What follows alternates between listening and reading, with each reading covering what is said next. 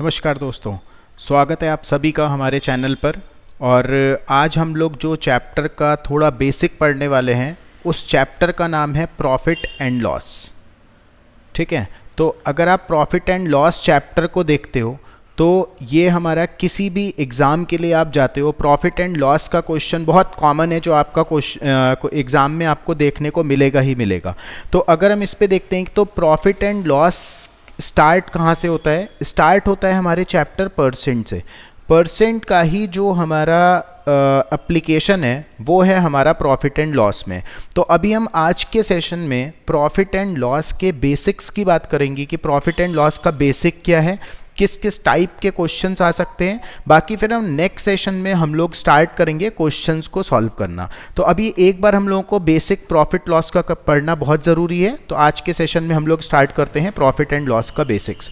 यहाँ पे बेसिक में क्या होता है प्रॉफिट लॉस में, देखो कोई इसका बहुत बड़ा बेसिक है नहीं, कोई बहुत बड़ा इसका बेस नहीं है जहाँ से आप हर एक क्वेश्चन को सॉल्व कर पाओ। बेसिकली इस चैप्टर को कवर करना थोड़ा सा मुश्किल है। क्यों मुश्किल है?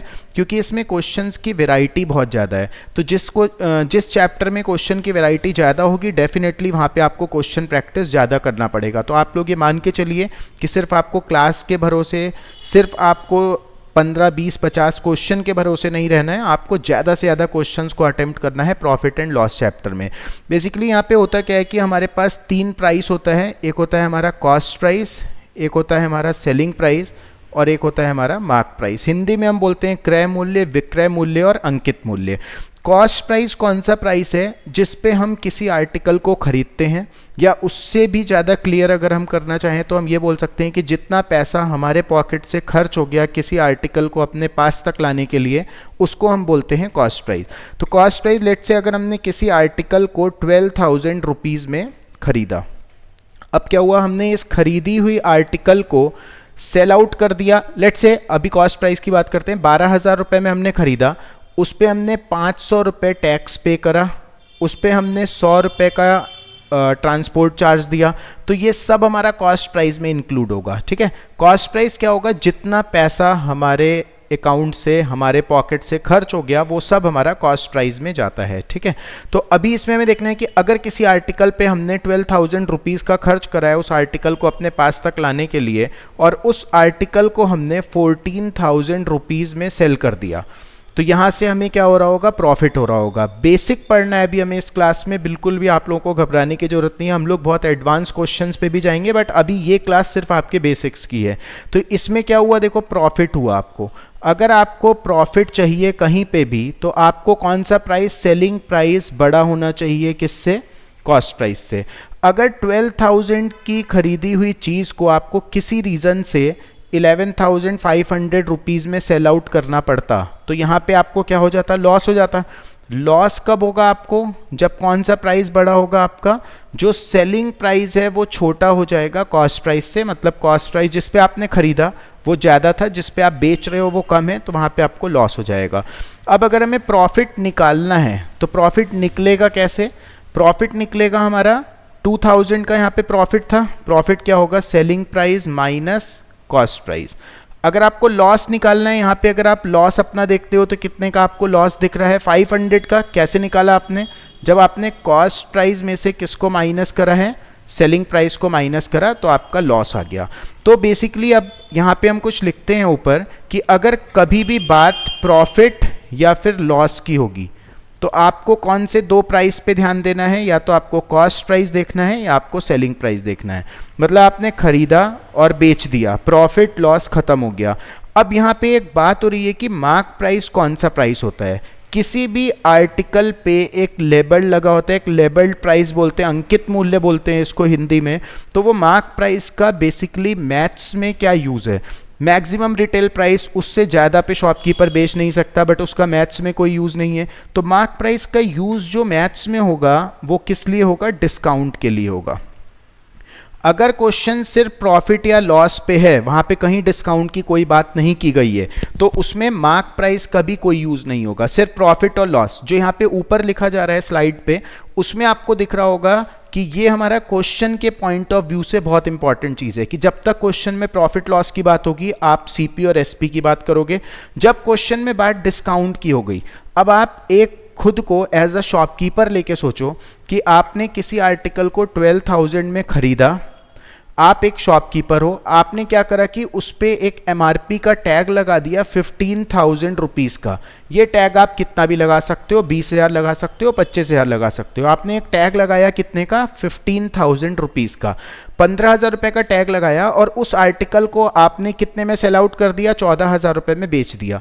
तो यहाँ पे अब आप बताओ कि आपने डिस्काउंट कितने का दिया होगा। 15,000 रुपये आप एमआरपी का टैग सेट करते हो और आप 14,000 रुपये में बेच देते हो, तो आपने जो डिस्काउंट ऑफर करा है कस्टमर को वो कितने का करा है, 1,000 रुपीज़ का। वो कैसे निकला है आपका, जब आप मार्क प्राइस में से किसको माइनस कर रहे हो, सेलिंग प्राइस को माइनस कर रहे हो। ठीक है, तो अब एक कितनी इंपॉर्टेंट चीज निकल के आई क्वेश्चन के पॉइंट ऑफ व्यू से कि अगर बात डिस्काउंट की होगी तो आपको कौन से दो प्राइस को देखना है, या तो मार्क प्राइस को देखना है या आपको सेलिंग प्राइस को देखना है। जैसे डिस्काउंट देने के बाद जो प्राइस आता है वो हमेशा सेलिंग प्राइस ही क्यों बोला जाता है, क्योंकि जो आपने डिस्काउंट जो देता है वो कौन देता है, शॉपकीपर देता है। एमआरपी का टैग लगाता कौन है, शॉपकीपर लगाता है। तो हमेशा इसका जो प्राइस होगा, डिस्काउंट देने के बाद वाला जो प्राइस होगा वो हमेशा किसके रेस्पेक्ट में देखा जाएगा, शॉपकीपर के रेस्पेक्ट में देखा जाएगा। तो अगर एमआरपी पे डिस्काउंट ऑफर हो जाता है तो जो भी प्राइस आता है उसको हम हमेशा सेलिंग प्राइस से ही डिनोट करते हैं। अब बात है कि यहाँ पे तो ये सब जो भी आपका आया ये आपका किस में आया, इन रुपीज़। यहाँ पे जो आपका ये प्रॉफिट आया ये रुपीज़ में आया। यहाँ पे 2,000 का प्रॉफिट था, 500 का जो लॉस आया ये रुपीज़ में आया। यहाँ पे आपने 1,000 रुपीज़ का डिस्काउंट दिया है तो this will also be in rupees. हमें करना क्या है, हमें प्रॉफिट लॉस और डिस्काउंट परसेंट कैलकुलेट करना है। ये सब तो रुपीज़ की बात है। अगर हमें निकालना है प्रॉफिट परसेंट, लॉस परसेंट या फिर डिस्काउंट परसेंट, तो बेसिकली इसमें होगा क्या कि किसी भी चीज़ का आपको परसेंट निकालना है तो आपको पहले उसकी वैल्यू निकालनी है। यहाँ पे आपने देखा कि प्रॉफिट परसेंट अगर वो बोलता है तो आपको पहले प्रॉफिट की वैल्यू निकालनी है जो आप रुपीज़ में निकाल चुके हो, एसपी माइनस सीपी। अब हमें देखना है कि प्रॉफिट और लॉस में पहले कौन सा प्राइस आएगा। जो प्राइस पहले आता है वो हमेशा बेस प्राइस होगा, और जो बेस प्राइस होता है कैलकुलेशन परसेंटेज की हमेशा उसी पे होती है। तो प्रॉफिट और लॉस के केस में पहले आप खरीदोगे उसके बाद आप सेल आउट करोगे। यहाँ पे कहीं भी देखो मार्क प्राइस तो है ही नहीं ना प्रॉफिट लॉस में, या तो कॉस्ट प्राइस है या सेलिंग प्राइस है। तो कॉस्ट प्राइस सबसे पहले आ रहा है, उसके बाद सेलिंग प्राइस आ रहा है। इसलिए जो प्रॉफिट की कैलकुलेशन होती है वो किस पे होती है, कॉस्ट प्राइस पे होती है, और परसेंट निकालने के लिए आपको इनटू 100 करना है। मतलब प्रॉफिट और लॉस कहीं पे भी होगा तो आप ये मान के चलो कि जो बेस होगा वो कौन सा प्राइस होगा, कॉस्ट प्राइस, बेस प्राइस होगा। लॉस परसेंट भी अगर आपको निकालना है तो डेफिनेटली आप पहले लॉस निकालोगे। लॉस की कैलकुलेशन भी किस पे होगी, सीपी पे होगी, और परसेंट निकालना है तो आपको इनटू 100 करना है। अब बात है डिस्काउंट परसेंट की। जैसे आप डिस्काउंट पे जाते हो तो आपके पास माइंड में दो चीज़ें आएंगी, या तो मार्क प्राइस या फिर सेलिंग प्राइस। कॉस्ट प्राइस का कोई रोल नहीं है। तो अब आपको ये सोचना है कि पहले कौन सा प्राइस आएगा, पहले मार्क प्राइस आएगा या पहले सेलिंग प्राइस आएगा। तो अगर आप देखते हो, आप शॉपकीपर के रेस्पेक्ट से सोचना है, आप एक शॉपकीपर हो तो आप पहले एमआरपी का टैग लगाओगे, उसके बाद डिस्काउंट देने के बाद आप आर्टिकल को सेल कर पाओगे। तो डिस्काउंट के केस में जो बेस प्राइस होता है ना, पहले एमआरपी का टैग लगता है, उसके बाद डिस्काउंट दिया जाता है। तो डिस्काउंट परसेंट आपको अगर निकालना है, पहले आप डिस्काउंट निकालोगे रुपीज़ में, उसकी कैलकुलेशन किस पे होगी, एमआरपी पे होगी, into 100। Profit percent, loss percent और डिस्काउंट परसेंट, सिर्फ ये तीन ही फॉर्मूला है जो आपके पूरे चैप्टर में यूज होने वाला है। अगर आप इसको थोड़ा सिंपल वे में लिखना चाहते हो तो आप प्रॉफिट परसेंट का जो फॉर्मूला लिखोगे वो क्या लिखोगे आप, प्रॉफिट अपॉन सीपी इंटू 100। ठीक है। लॉस परसेंट का फॉर्मूला क्या लिखोगे आप, loss upon CP into 100। Discount percent का फॉर्मूला क्या लिखोगे, डिस्काउंट अपॉन एमपी इंटू 100। तो प्रॉफिट, लॉस और डिस्काउंट का जो फॉर्मूला जनरेट होता है वो यहीं से जनरेट होता है, जो कि हमारा परसेंट कंपैरिजन से बनता है। कि किसी भी चीज़ का आपको परसेंट निकालना है, पहले आपको उसकी वैल्यू निकालनी है, फिर जिस पे भी वो कैलकुलेट होता है, प्रॉफिट लॉस कॉस्ट प्राइस पे कैलकुलेट होता है अपॉन सीपी इंटू 100, डिस्काउंट आपका मार्क प्राइस पे कैलकुलेट होता है तो डिस्काउंट अपॉन एमपी इंटू 100। अब एक क्वेश्चन आता है, कई बार एग्जाम में हमने देखा कि मार्जिन पे बेस्ड क्वेश्चन आता है। मार्जिन क्या होता है, मार्जिन की डेफिनेशन है कि when profit will be calculated on selling price. जब भी जो हमारा प्रॉफिट है ना उसकी कैलकुलेशन अगर हम सेलिंग प्राइस पे करते हैं, वैसे तो प्रॉफिट हमेशा किस पे कैलकुलेट होता है, कॉस्ट प्राइस पे होता है, बट अगर हम प्रॉफिट की कैलकुलेशन सेलिंग प्राइस पे करते हैं तो प्रॉफिट क्या बनेगा हमारा, प्रॉफिट की कैलकुलेशन ही करनी है आपको, profit upon selling price into 100। कहीं पे भी अगर वो बोलता है कि कैलकुलेट द मार्जिन, तो हमें क्या करना है, प्रॉफिट अपॉन एसपी इंटू 100, मतलब प्रॉफिट परसेंट और मार्जिन में डिफरेंस है। मार्जिन होता है when profit will be calculated on selling price, और प्रॉफिट परसेंट क्या है, when profit will be calculated on cost price. ठीक है, अब इसमें हम लोग थोड़ा सा परसेंट को इंक्लूड करते हैं, क्योंकि हमें देखना है कि आगे के चैप्टर्स में हमें परसेंट पे जाके ही क्वेश्चन को सॉल्व करना है। प्रॉफिट एंड लॉस के क्वेश्चन को बेसिकली परसेंट के थ्रू ही हमें सॉल्व करना है, तो थोड़ा सा परसेंट को इंक्लूड करते हैं कि जब भी परसेंट की बात होती है तो हमें ये देखना होता है कि 100% कौन सी चीज़ होगी। तो हमेशा 100% क्या होता है, जो भी बेस अमाउंट होता है वो 100% होता है। हमने सीखा है या तो वहाँ पे प्रॉफिट एंड लॉस की बात है या वहाँ पे डिस्काउंट की बात है। प्रॉफिट और लॉस किस पे चलता है, कॉस्ट प्राइस और सेलिंग प्राइस पे। डिस्काउंट किस पे चलता है, मार्क प्राइस और सेलिंग प्राइस पे। तो अगर प्रॉफिट या लॉस की बात हो रही है तो बेस प्राइस कौन सा है, कॉस्ट प्राइस है बेस प्राइस, और अगर डिस्काउंट की बात हो रही है तो कौन सा बेस प्राइस है, मार्क प्राइस है बेस प्राइस। अब लेट्स से अगर आपको किसी ने बोला कि 20% का क्या है, प्रॉफिट है, प्रॉफिट बोला गया 20% का है, तो हमें तुरंत सोचना होगा कि जो कॉस्ट प्राइस होगा वो 100% होगा, 20% का प्रॉफिट है तो सेलिंग प्राइस 120% हो जाएगा। ठीक है, सेम चीज़ अगर आपको किसी ने बोला लॉस है 30% का, तो भी आपके माइंड में सेम चीज़ आएगी कि कॉस्ट प्राइस से ही क्वेश्चन स्टार्ट होगा 100%, 30% का लॉस तो हमारा सेलिंग प्राइस आ जाएगा, दैट विल बी 70%। अब थर्ड वन क्या है कि अगर बात है डिस्काउंट की, लेट्स से आपको किसी ने बोला डिस्काउंट है 25% का, तो कहाँ से स्टार्ट होगा क्वेश्चन, मार्क प्राइस से स्टार्ट होगा। डिस्काउंट हमेशा मार्क प्राइस से स्टार्ट होता है, बेस मार्क प्राइस है, 25% का डिस्काउंट दिया तो आर्टिकल सेल हो गया कितने में, 75% में।